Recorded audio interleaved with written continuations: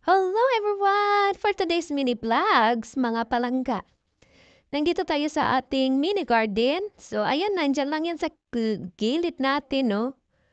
Dalawang punong tamatis, pero ang isa, malaking klaseng tamatis yan, mga palangga. At isa naman is yung Italian tomato.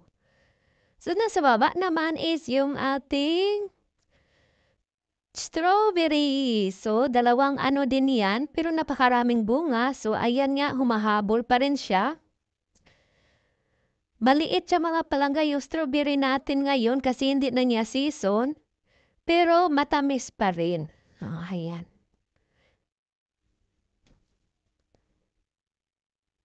So, napaka ganda tingnan mga palangga pag may anuhin na tayo ba aanihin. So, kaya magtyaga-tyaga din tayo, no? Sipag at tiyaga.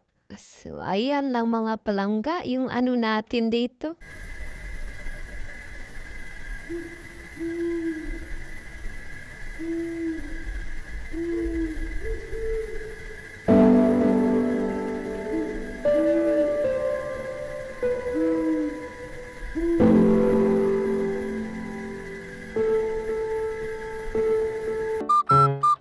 So, ito mga palangga yung pipino naman natin, no?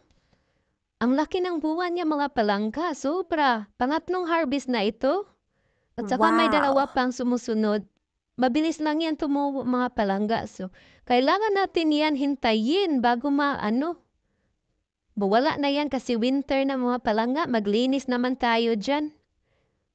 Doon naman sa kabila is tomato rin at saka carrots. Yung carrots natin, maliit pa yung bunga niya. Hindi pa natin pwede harvestin.